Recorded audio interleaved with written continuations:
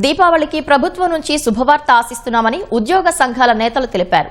PRC commission ఏర్పాటుతో పాటు DA పెండింగ్లు చెల్లింపులు చేయాలని వారు విజ్ఞప్తి చేశారు. ఉద్యోగుల సమస్యల పరిష్కారానికి మంత్రులు పయ్యావుల కేశవ్, నాదెండ్ల మనోహర్, సత్యకుమార్ సభ్యులుగా ఏర్పాటైన మంత్రివర్గ ఉపసంఘంతో ఉద్యోగుల సంఘాల నేతలు సచివాలయంలో సమావేశమయ్యారు. ఉద్యోగుల డిమాండ్లపై చర్చిస్తున్నారు. గత ప్రభుత్వంలో 30,000 కోట్ల రూపాయల బకాయిలు మాకు పెట్టడం జరిగింది. రివర్స్ పీఆర్సీ జరిగింది. అడిషనల్ మనకు హెచ్ఆర్ఏని 4% తగ్గించడం జరిగింది. అడిషనల్ క్వాంటమ్ ఆఫ్ పెన్షన్ కూడా తగ్గించడం జరిగింది. వీటన్నిటి ధర్మిల దసరాకే డిఏలు మంజూరు చేస్తారని చెప్పి అందరూ కూడా తట్టుకోవడం జరిగింది. మరి దసరాకి మంజూరు చేయలేదు. దీపావళి కన్నా మంజూరు చేయాలని చెప్పి ఉద్యోగులు ఉపాధ్యాయులు అందరూ కూడా అక్కడ ఎదురు చూస్తున్నారు. ప్రధాన సమస్యల్లో ఉద్యోగులు కోరుకునేది ఆర్థిక ప్రయోజనాలు, ప్రభుత్వానికి ఇబ్బంది ఉన్నది ఆర్థిక అంశాలు. సో దీంట్లో ఎంతవరకు ఏ మేరకు ప్రస్తుతము ప్రభుత్వము చేయగలుగుతుంది అనేది చూడాలి.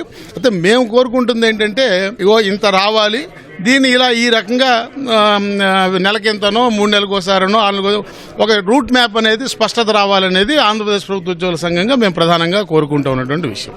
మేము ఈ రిటైర్డ్ బ్యూరోక్రాట్ ఐఏఎస్ ఆఫీసర్ గారి నేతృత్వంలో వేతన సవరణ సంఘాన్ని మేము కోరుకోవటం లేదు. అలాంటి ఆలోచన మేము తిరస్కరిస్తాం కూడా.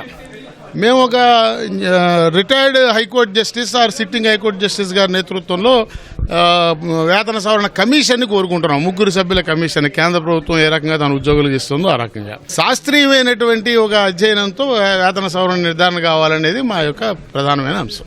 మేము గతంలో అనేక సార్లు ఆ ప్రభుత్వానికి చెప్పాం, అయ్యా ఉద్యోగ సంఘాలతో చర్చలు చేయండి అని. 4 సంవత్సరాల వరకు కూడా వాళ్ళు చర్చించినందువల్లే కదా అంత పెద్ద ఉద్యమం వచ్చింది. ఆ ఉద్యమం మళ్ళా తిరిగి రాకూడదని మేము ఈ ప్రభుత్వానికి కూడా గత 6-7 మాసాల నుంచి చెప్తున్నాం. ఆ యొక్క కోరిక మేరకు ఈరోజు చర్చలు సంతోషంగా ఉంది. తప్పకుండా భవిష్యత్తులో ఇదే వాతావరణాన్ని ప్రభుత్వం కల్పిస్తుందని ఆశిస్తున్నాం. మా యొక్క సమస్యల్ని రానున్న రోజుల్లో కూడా ఇలాగే పరిష్కరించుకుంటాం.